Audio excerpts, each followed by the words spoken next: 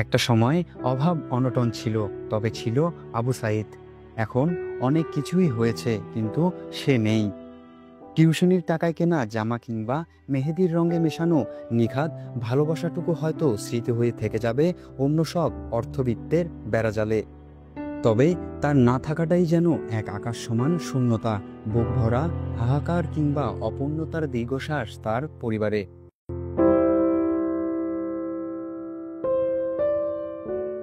বলছিলাম জুলাই গণ অভ্যুত্থানের মহানায়ক শহীদ আবু সাঈদের কথা। তাকে ছাড়া বুকের কোণে লুকিয়ে থাকা এমন শূন্যতা, হাহাকার আর দীর্ঘশ্বাস নিয়েই এবার প্রথম ঈদ কাটাবে মা বাবা সহ স্বজনরা।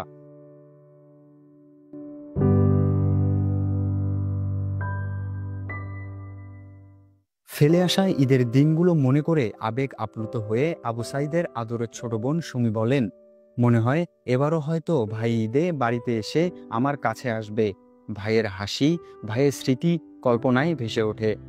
মনে হয় ভাই এখনো জীবিত আছে। এবারকার মনে হইতেছে ভাইয়া হয়তো মারা যায় নাই, জীবিতই আছে। এবারও হয়তো আসবে, কিন্তু ভাইয়া যে নাই এটা কেন জানি কল্পনার মতো, যে ভাইয়া আর নাই।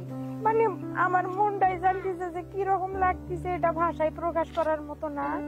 কারণ মানে আমাদের সম্পর্কটাই এমন ছিল, মানে ভাইয়া আমাকে এমন ভালোবাসতো যে আমার এখন মনে হয় যে ভাইয়া বেশি দিন থাকবে না, বিধায় আমার মনে হয় এরকম স্নেহ করছে। মানে যেটা পরে করতো সেটা আগেই করে গেছে, মানে আমি যাতে কোনোদিন ভুলতে না পারি তাক, এরকম।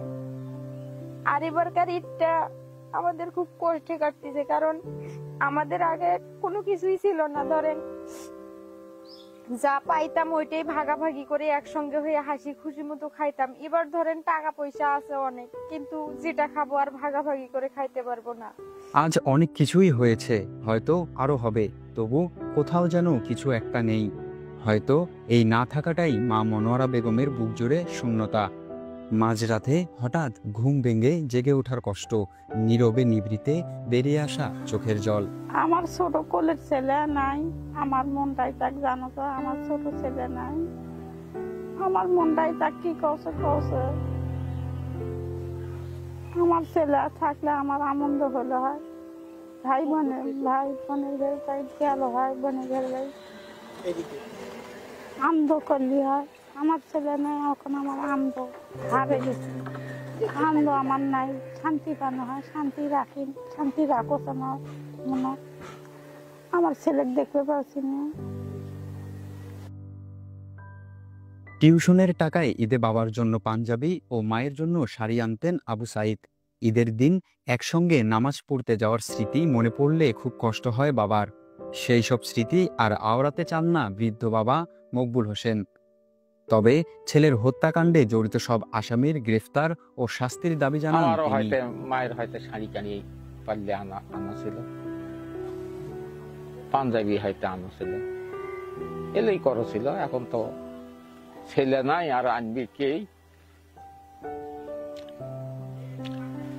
ছেলের কথা মনে হলে মানে মনত খুব দুঃখ আছে, ওই জন্য হইলে আর কবা চাই না। ছেলের সঙ্গে নামাজ পড়া হয়েছে, এখন ছেলে নাই, আর এখন কে আর আসবি? দুঃখ বোধ খুব হয় বাবা, কি করবেন, বলবে কিছু নাই।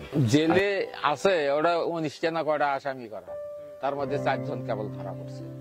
এখন সরকারের যুদ্ধ আইনের আওতায় আনছে না, বিচার অঙ্কে হচ্ছে।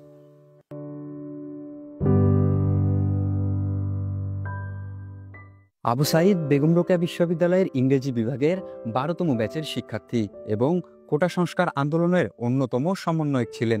গত বছরের 16 জুলাই বিশ্ববিদ্যালয় সংলগ্ন পার্ক মোড়ে পুলিশ, ছাত্রলীগ ও যুবলীগের সঙ্গে শিক্ষার্থীদের সংঘর্ষ হয়।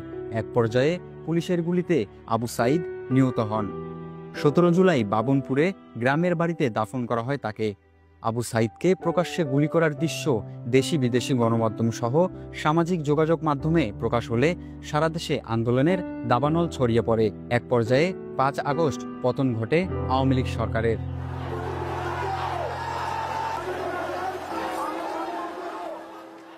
নাইম হোসেন, 8 নিউজ, রংপুর।